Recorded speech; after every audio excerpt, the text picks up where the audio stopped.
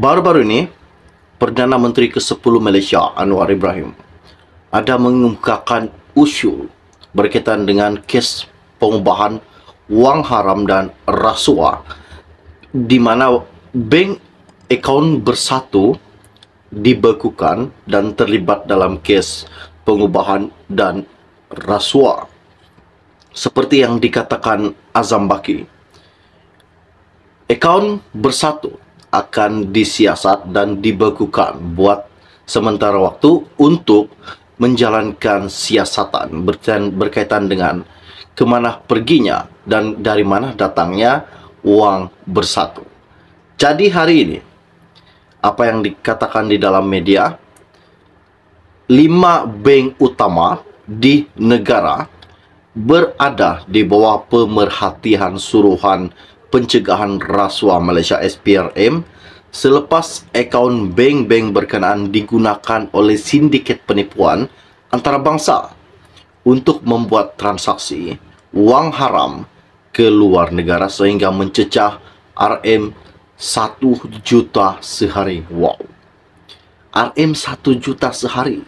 Adakah ini duit akaun bank ataupun adakah ini duit-duit rakyat yang digunakan untuk pelaburan di luar negara? Ada 5 bank yang didedahkan SPRM, Suruhan Pencegahan Rasuah Malaysia, hari ini. Ini salah satu kejutan.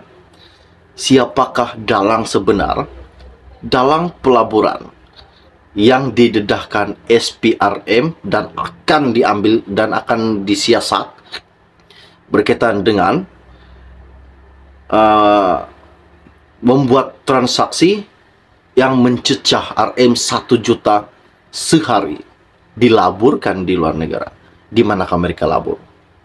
Pertama UK, kedua UAS, dan yang lain pasti ada lagi pelaburan di tempat-tempat lain yang dilakukan. Namun dalang sebenar kes pelaburan ini dan dalang sebenar yang memberikan kebebasan, memberikan kelonggaran untuk mengeluarkan wang untuk membuat satu pelaburan, siapakah pegawai tersebut? Pasti ramai yang tertanya. Mungkin ini adalah punca daripada parti ini, dan mungkin ini adalah punca dari parti ini.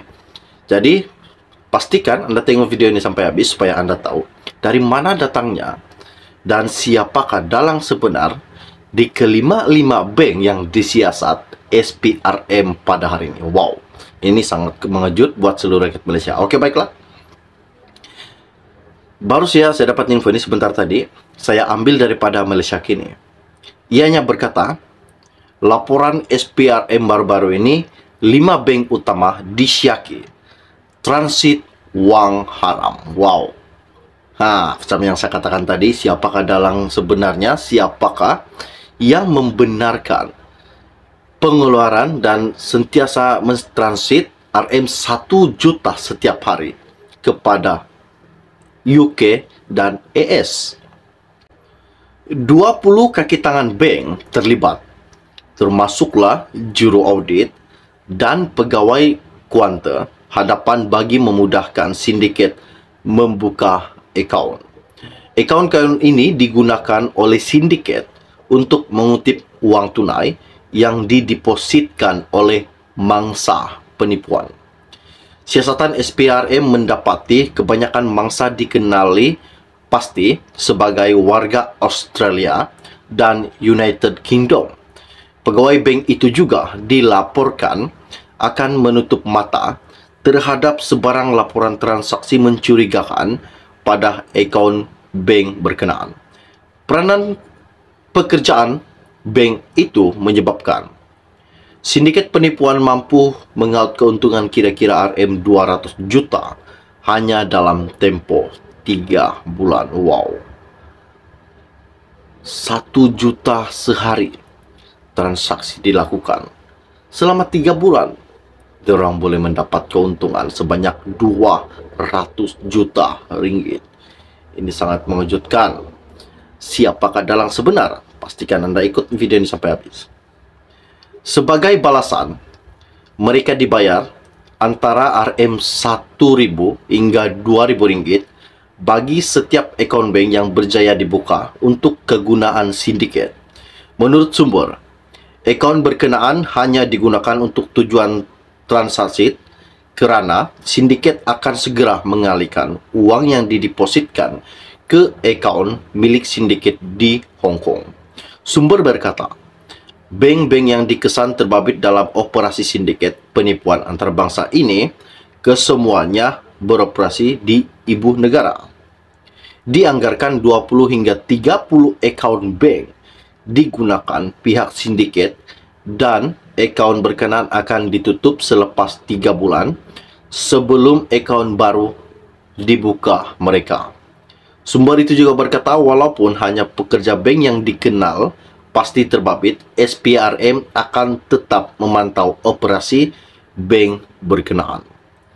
Mungkin ini salah satu kejutan buat seluruh rakyat Malaysia, bahawa sumber ini berkata, walaupun hanya pekerja bank yang dikenal pasti terbabit, SPRM akan tetap memantau operasi bank berkenaan. Media sebelum ini melaporkan SPRM menumpaskan satu sindiket penipuan pelaburan antarabangsa yang mengaut keuntungan berjumlah 200 juta daripada mangsa di Australia dan United Kingdom. Menerusi Optori Pikani, sekurang-kurangnya 25 permis di Lembaga Klang dan Pulau Pinang diserbu SPRM. Siapakah MP di Lembah Klang dan Pulau Pinang? Ini satu kejutan dan satu pertanyaan. Pasti ramai yang telah tahu siapakah MP di Lembah Klang dan Pulau Pinang. SPRM juga berkata, sindiket ini dipercayai merasuah beberapa agensi penguat kuasa bagi memastikan operasi mereka berjalan lancar sejak 2019. Anggota sindiket ini juga berkata terdiri daripada warga Australia, Britain, Afrika Selatan dan Filipina. Modus operandi sindiket ini ialah memperdaya mangsa untuk melaburkan uang dalam skim pelaburan yang tidak wujud. Sindiket ini juga dikesan menubuhkan 24 syarikat sebagai tempat menyimpan sementara wang dipindahkan oleh mangsa sebelum dipindahkan ke akaun bank lain di luar negara dan kemudiannya dipindahkan ke akaun milik sindiket.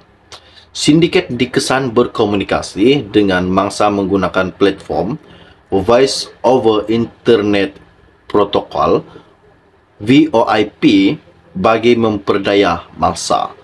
Pengarah bahagian pengubahan wang haram dan pelucut hakan aset AML SPRM Muhammad Zamri Zainul Abidin berkata, dua ketua sindiket itu yang merupakan warga UK didakwa di Mahkamah Shah Alam semalam. Wow. Hari ini kita dikejutkan di mana 5 bank utama di Syaki telah terlibat dalam transit uang haram. Wow. Ini memang mengejutkan buat seluruh rakyat Malaysia. Oke, baiklah, setakat share info ringkas dari saya. Sebelum Anda meninggalkan channel ini, jangan lupa pertimbangkan tolong tekan butang subscribe dan sharekan video ini. Kita akan berjumpa lagi. Salam jumpa dan salam kenal. Bye-bye.